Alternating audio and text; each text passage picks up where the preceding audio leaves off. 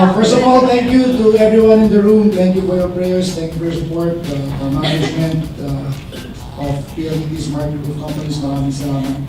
I just want to say two things that we talked about before last night's game. And I think the first has been reported in the papers when I told them, you know, can you imagine we're playing the USA for the gold medal in a basketball game? I mean, how cool is that? It's never going to happen in our lifetimes anymore. Maybe we'll play a US team next time, but it's not going to be for gold.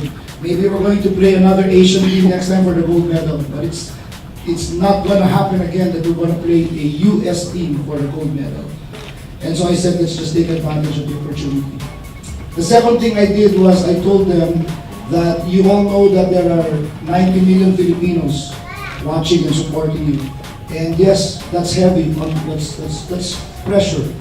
And I said, we couldn't run away from it. Let's just thrive in it. And I said, a lot of Filipinos are wishing you well, and you're really playing for the entire nation.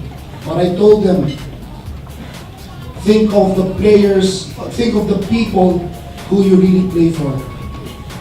And I said, you know, LA, that's Santi, Enrico, that's Georgie, and Ella, and kids.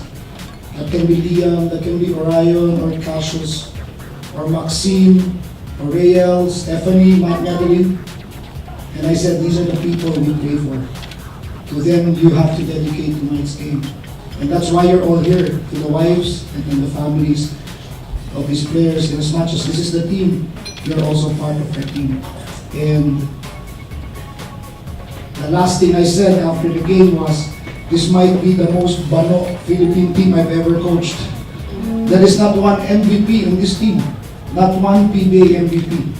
For the first time in the last decade, there is no Alapag, Williams, Yap, Taulava, Kirby Raimundo, Willie Miller, Kagiwa.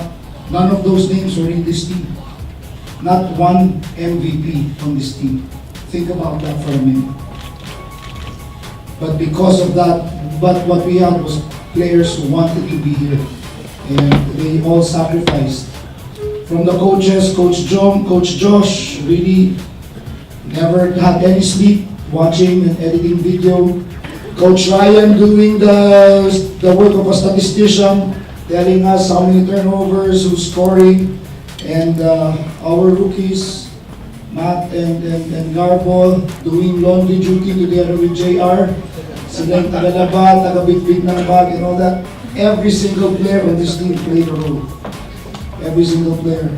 Our PT, Dexter, massage, warm up, therapy, buy food, get the Gatorade, and finally our team manager, Butch Antonio, whom I think unfortunately we're going to be missing after tonight.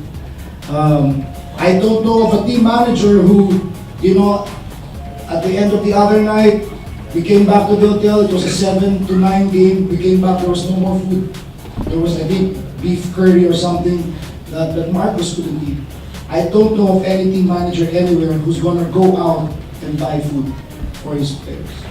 Hindi na yung close, they will go out and do it.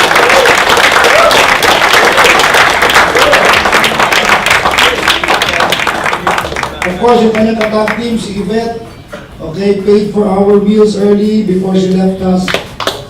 But just to give you an idea of the kind of team there is, I mean, you see us, the way we play, you know, we score points, we win games, but those wins come from what happens behind the scenes, where people are just completely selfless, they don't care who gets the credit, they don't care, you know, who does what needs to be done, basta magawa lang, and that's a fantastic team to have.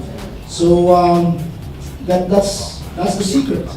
I wish I had some magic formula. I wish I had some secret sauce, but there really is none.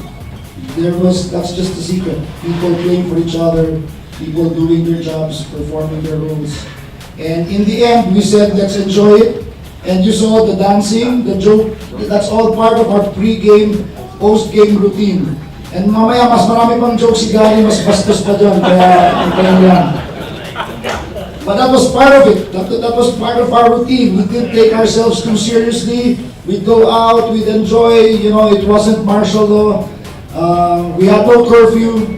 I just told the players, you're mature enough, you know what time you need to go to bed.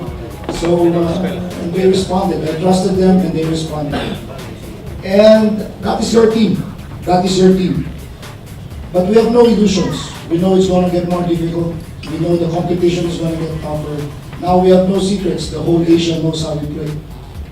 We have no illusions. It's going to be more difficult, but this team is going to get a lot better. And when that happens, that's going to be a fun team in Asia next year. Maraming salamat and we'll see you all.